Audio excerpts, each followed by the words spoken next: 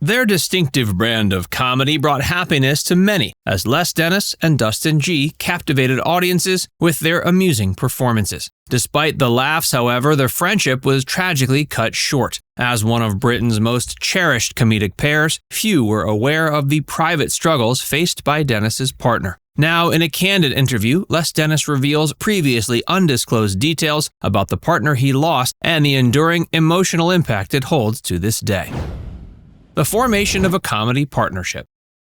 Les Dennis first stepped into the spotlight as a young stand-up comedian, honing his skills in the working men's clubs of his native Liverpool. After showing promise as an impressionist, he got his big television break in 1974 at age 21 on ITV's Search for a Star. Though he didn't win, Dennis became a regular performer on the follow-up series New Faces, leading to appearances on The Russ Abbott Show and other variety programs. With his sweet demeanor masking a sharp wit, Dennis soon established himself as one of Britain's brightest new comedy talents. Around the same time, another northern impressionist was making his mark on the London comedy circuit. Dustin Gee, born Gerald Harrison in York in 1942, got interested in voices and accents while working as a stained glass artist after leaving school at 15. He performed in local bands before finding his true calling as a comedian. Gee's outgoing personality and gift for mimicry earned him a spot on the TV show Who Do You Do in 1980. Openly gay at a time when few performers were out, Gee's courage complemented his cheerful charm. Dennis and Gee's paths first crossed while walking on Russ Abbott's popular sketch comedy show Madhouse in 1982. The pair immediately hit it off, recognizing each other as kindred spirits from up north trying to make it in the London-centric entertainment industry. Their shared background and complementary skill sets laid the foundation for a partnership. Developing their impressions of Coronation Street's legendary battle axe Annie Walker and fretful Mavis Riley proved the key. These riotous send-ups of two of the soap's most recognizable characters became their signature. Capitalizing on their populist appeal, Dennis and Gee landed their own TV sketch show in 1984, aptly titled The Laughter Show. Gee generously insisted that Dennis share equal billing despite Gee's higher profile at the time. The public flocked to their northern alter egos, especially housewife Vera Duckworth, in a show that captured the nation's humor. Dennis and Gee's innate chemistry and perfect comic timing made them unstoppable. Though different in appearance and persona, the bond was undeniable. At the peak of their fame, they were among Britain's top comedy duos, adored for their ability to unite audiences in laughter. For two workaday comics, it was a phenomenal rise to stardom. But their partnership was devastatingly cut short at the height of their powers. The sudden death of Dustin Gee.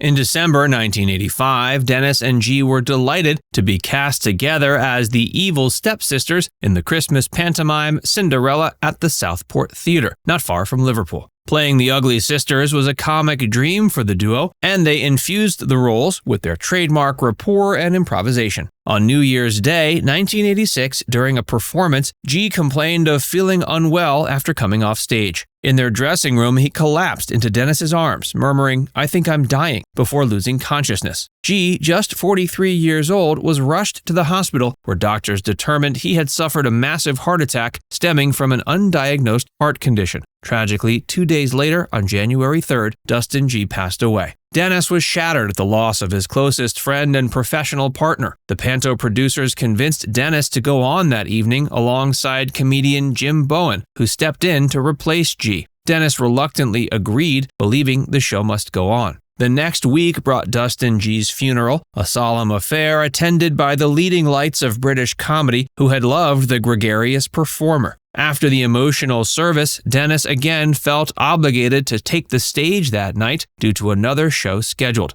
Looking back, he deeply regretted not taking the time to properly grieve his partner. In subsequent years, it emerged that Gee had been diagnosed with a heart condition after collapsing months earlier in Blackpool. Against doctors' orders, he insisted on continuing his busy schedule through year's end, unwilling to slow down at the peak of his fame. This dedication ultimately cost him his life. But Dennis believes Gee harbored no regrets. Dennis lovingly recalled his partner proudly proclaiming he wished to, quote, die with his boots on, doing what he loved. However, Dennis was denied that choice in the aftermath. Conflicted by pressure to carry on for the sake of the production and his own emotional turmoil, Dennis suppressed his bereavement. He channeled his grief into simply keeping busy. Losing his closest friend and comedic soulmate affected Dennis deeply. Professionally, he suddenly found himself a solo act after years as part of a beloved double act. Personally, the grief over Gee's shocking death joined that of recently losing both his parents. Overworked and unrelieved mourning ultimately contributed to the collapse of Dennis's first marriage. Nevertheless, he continued entertaining audiences just as Gee would have wanted. He remained eternally grateful to have found his comedic partner, however briefly.